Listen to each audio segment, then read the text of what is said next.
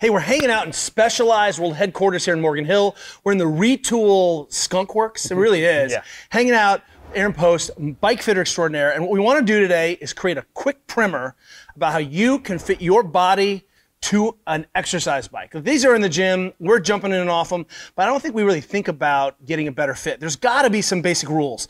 Do I worry about my foot? Is it this? Where should I begin to kind of make my body fit this exercise equipment? Yeah, I'd say the first thing, you gotta get your saddle height right. You've gotta have your seat in such a height that the overall length of your leg can comfortably and effectively get to the bottom of the bike. Is there a simple rule for that? The easiest way to do it is if you're seated on the bike, you've got the pedal all the way down at the point of terminal extension. So that means it's kind of like in line at the point furthest away. You're not saying here, because that's shorter. It's actually, this is the furthest away. Furthest away, usually in line with this kind of seat tube angle. And when you are in a good spot for your overall leg length, hip down to pedal. When your heel is on the pedal, knee will be fully straight. I should be able to flex my quads. Yes. And get my legs straight. Flex your quad, put your heel on top of the pedal. If you have a bend in your knee, you need to raise that saddle height up a little bit. So I shouldn't necessarily be like, oh, knee forward, knee two.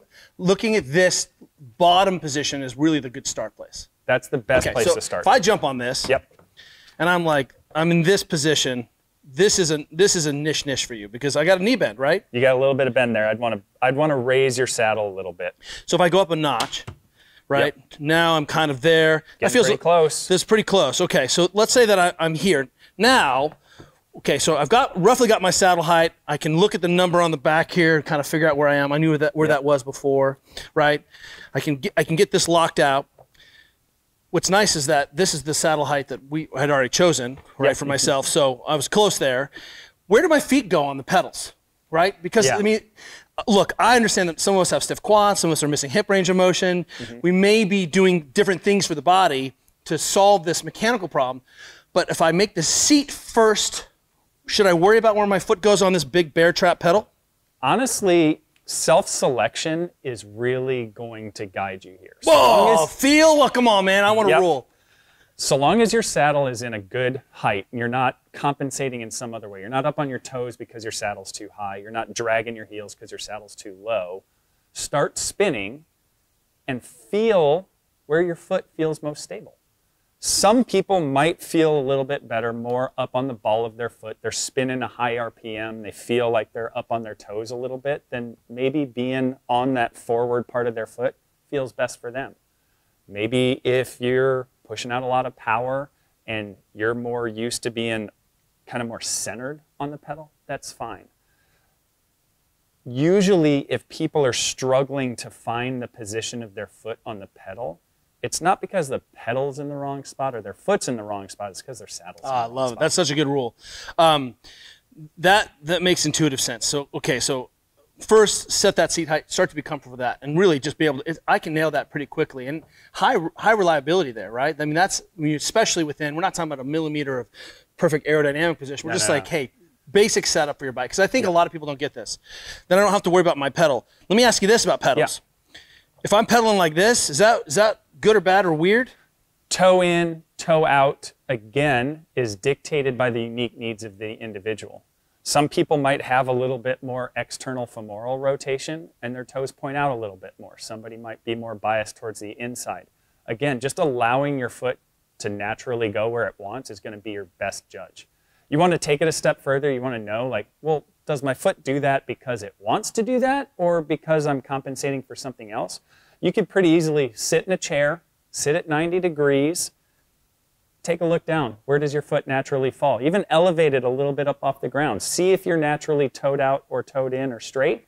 And you should be relatively close to what your body naturally wants to do off the bike when you're pedaling on the bike. That's really interesting. We did a big talk about that recently, and people did not like my sit-down box foot test. And I said, you can sit down and that's your position, that's pretty much your position. Nailed it. Love it. Okay, so now I'm starting to get these things, and I'm not worried about my feet so much, especially since I'm on a flat trap pedal, right? This is a bear trap. Talk to me about where I should be putting the handlebars. I feel like this is like no person's land, right? right? I get these things down. Seems like if I'm missing hip flexion, I know I'm stiff in the hips. Being a little bit higher makes this better, or at least unloads that.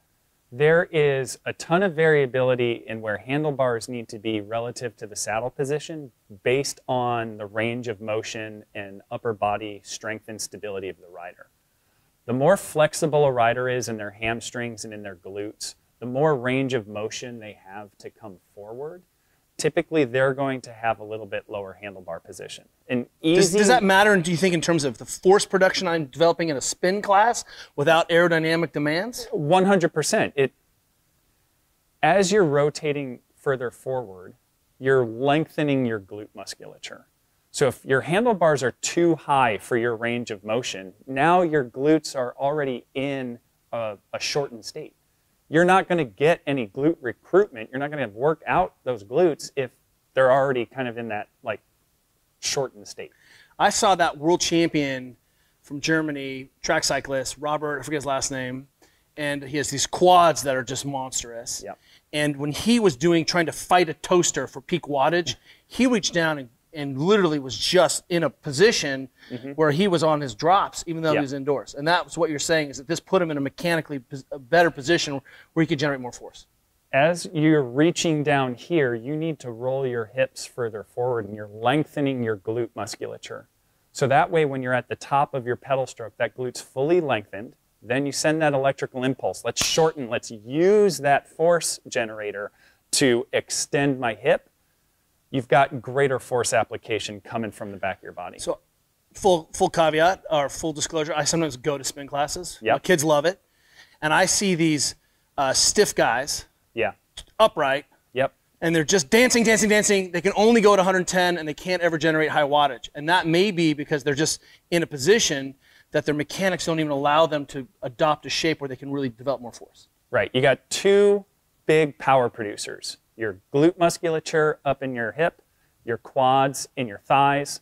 If you're sitting way upright like that, you're only relying on your quad musculature. You need to get into that forward flex position within your range of motion in order to recruit some of that glute musculature. So basic rule is, how would I know if my handlebars are too low? Because it seems like I want to be in a position, and this gives me a ton of variability, right? Like this thing is set up for a tiny person, but I'm obviously reaching for the front of the handlebars. So if I'm here, what is there a rule of thumb, or just thinking, hey, I want to be in a position where I can take a big breath, I can keep my head in line and generate good wattage and use my wattage as a guide? I like to use a little bit of off-the-bike assessment to guide the overall height of your handlebars relative to your saddle. So if off the bike, you can do a forward bend like a standing toe touch, and you can comfortably get down and maybe even touch your toes or touch the ground. You've got all that range of motion. You're probably going to end up with a handlebar position that's a little bit lower than your saddle. As you start to come up, okay, I can only get to my shins. Maybe I need to be a little bit closer to level. Or if I can only get to my knees, then those handlebars are probably going to need to start somewhere above the saddle height.